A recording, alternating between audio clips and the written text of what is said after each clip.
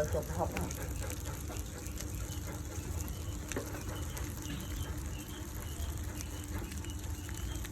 tê xua răng nó không tặng chân cả đôi bạn đây đây là răng đây ta con tụng này cái này dương chấm tóc thẻ chấm đáy nó cây cây chấm